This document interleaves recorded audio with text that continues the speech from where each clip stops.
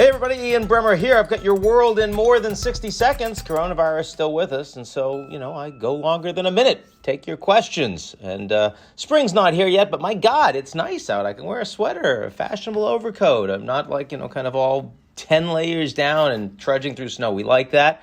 Your questions right here, ready to go. Well, with protests growing, where does that leave the Myanmar coup? Certainly no feeling on the part of the military that they need to back down under either domestic or international pressure. There's been relatively limited violence, thankfully, so far. A few protesters have been killed. They've used tear gas. They've used water cannons, but much less of a crackdown than certainly they're capable of, or that we've seen from the Myanmar military historically. That, of course, shows that gives the protesters on the ground more incentive to think that they have success and they can continue. Around the world, it's getting a lot of attention, and certainly the Biden administration much more focus on human rights, dramatically more, especially Secretary of State Blinken, than the Trump administration was. So focus on additional sanctions, focus on more pressure, coordination with other countries, but not with the countries that matter the most to the Myanmar economy, and that is China. Overwhelmingly, they've got a good relationship with the military, and they've been very clear that publicly they are not on the side of the protesters. They just want calm, but they're not going to undermine this government. They're not going to level sanctions, and that level of unwillingness to get involved and undercut the sovereignty of the Myanmar government is something you'll see with all of the top countries that trade with Myanmar. It's Japan, it's Thailand. I mean, across Southeast Asia, that's all the same. So as a consequence, I think you could certainly continue to see significant demonstrations, but it's very hard to imagine anything that would upset this coup outcome, and that means that the military remains in charge. And I don't think, even though you can imagine with a redo in elections that they might try to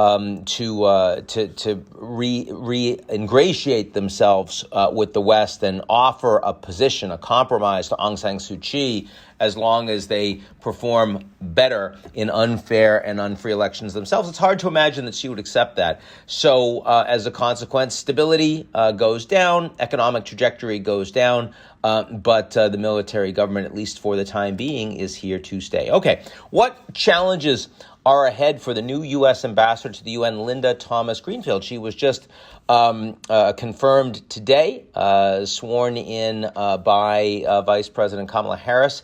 And, on the one hand, the Biden administration is vastly more interested in working with the United Nations and multilateral institutions and architecture than the Trump administration was. And that's particularly true on issues of climate, which has been the area of greatest success for the UN. It's the one that the Secretary General Antonio Guterres is most proud of. And it will, and in that regard, this is going to be a very easy, very friendly relationship, even though she doesn't bring anywhere near the level of influence either domestically in the U.S. or globally that Nikki Haley did when she was ambassador to the UN, or for that matter, Samantha Powers did, or Madeleine Albright did. But having said that, the United Nations Security Council is a pretty broken institution. You've got countries with very different interests, with permanent seats that have vetoes that can stop anything useful from happening unless you have consensus. When you look around the world right now, there are very few issues that have consensus. You can get relatively watered down statements condemning behaviors from various rogue states around the world. And indeed, most recently, you got one on Myanmar. But the actual impact that those statements have is virtually zero. So it's a useful place for the most powerful countries in the world to engage, to share information, and certainly you want experienced diplomats to be involved and appointed there. And I think that Ambassador Thomas-Greenfield is certainly that. But the idea that the United States is suddenly going to have more success in day-to-day workings in that group, that's certainly not the case. We're very, very far from that. There's no reform happening in the Security Council anytime soon. Finally, are Putin and Lukashenko best friends now? Well, they're a lot friendlier, right? I mean, you saw that President Lukashenko of Belarus accepted very happily an invitation from Russian President Putin to Sochi to go skiing, to share some drinks, to act in a convivial fashion in relatively informal clothing, and spent hours together. That at a time when the United States and the Europeans are looking to increase sanctions against Russia because of the SolarWinds attack, which hit the U.S. and NATO and the UK and the EU, and has been attributed to Russia, and also because of the jailing of Navalny, Alexei Navalny. The Putin is very happy to show that he's continuing business as usual in his backyard. And that means standing by Lukashenko, an incredibly repressive leader that continues to stay in power despite having stolen his most recent presidential elections. Demonstrations in Belarus have lost a lot of momentum, though they still continue on the weekends. A lot of people have been jailed, and again, it's just it's very clear that hard to keep enthusiasm for when you see that the level of repressive control of the government and its security forces is complete, is 100%, and there are no defections to speak of. We've seen this in Syria, we've seen it in Venezuela, we've seen it in Russia. We are seeing it in Myanmar. We're seeing it in Belarus.